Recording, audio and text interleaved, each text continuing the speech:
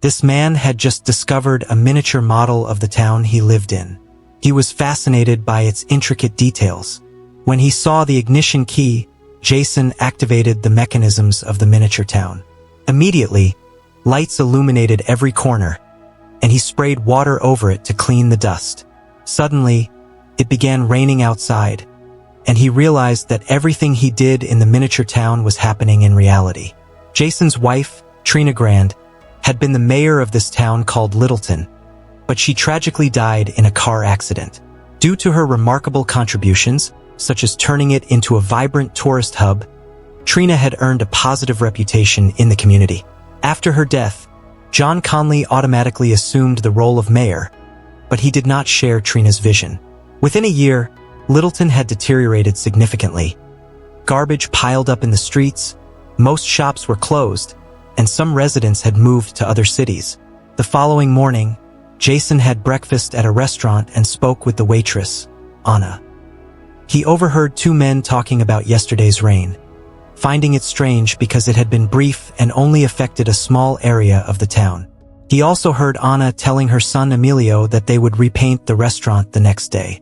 Jason returned to his room above the church where he worked and used the church pastor Michelle's nail polish to paint the miniature restaurant.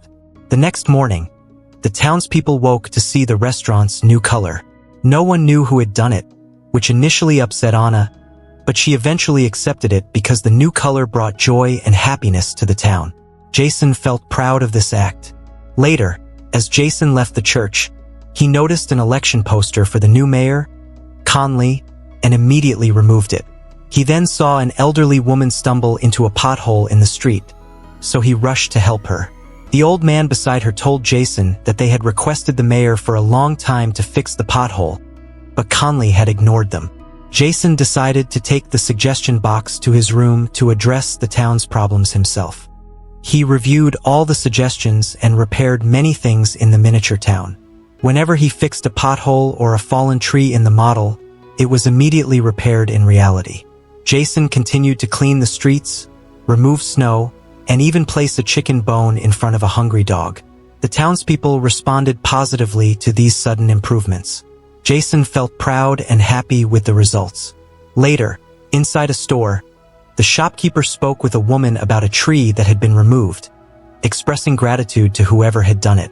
Jason joined the conversation, saying that things were finally on the right track. When the shopkeeper assumed that Mayor Conley was behind the improvements, Jason became angry and explained that Conley did not care about the town or its people. Jason then focused on solving remaining issues, such as the low number of visitors passing through town. He realized that passing drivers did not notice the town, so he began working on a bright, illuminated sign to attract attention. The next day, hundreds of travelers arrived, and the town thrived again. Jason attended the church, and Pastor Michelle spoke about the mysterious helper whose identity was unknown. A churchgoer shouted that the helper was Conley, who was present in the church. Conley did not deny it, and the townspeople proudly accepted the gratitude. Jason was furious and planned revenge. He dropped a rock onto Conley's expensive car inside the miniature town, making it appear as if a meteor had fallen from the sky. The next morning, the townspeople woke to find Conley's car destroyed. Conley angrily demanded information, then saw Emilio laughing. He took Emilio's notebook and found a drawing of his destroyed car, scolding him, which prompted Anna to intervene to defend her son. Conley regained his composure and gave a motivational speech to the town, earning applause from the crowd and a glare toward Jason. That night, while Conley walked alone, Jason placed a spider on the miniature town. At the same time, Emilio woke up, looked out the window, and saw the giant spider chasing Conley. Jason pulled the spider from the miniature town. Conley looked around, terrified, but found nothing. The next morning, Emilio drew a multicolored spider on the wall. Conley saw it while walking down the street and demanded to know if Emilio had seen the spider, attempting to argue with him. Anna intervened angrily, telling Conley to speak to her if he had an issue with her son. Jason stopped frightening Conley and returned to his charitable work. He added more lights to the town sign, which shone brightly but consumed excessive electricity, causing a power outage in the town. An emergency town meeting was held at the church. Panic spread among the townspeople, who demanded Conley fix the situation. Conley failed to respond, leading the people to accuse him of trying to drive everyone out for political reasons. Conley fled in fear and noticed Emilio across the street drawing in his notebook. He snatched the notebook and displayed the drawings to the town, linking the boy to recent strange events. The townspeople rushed into chaos, attacking Conley and demanding solutions. With no other option, Jason intervened and finally confessed to everything. He insisted he only wanted to help the town, while Conley almost destroyed it to prove his point. Jason returned to his room and lit some matches in the miniature town street, causing massive flames in the real street.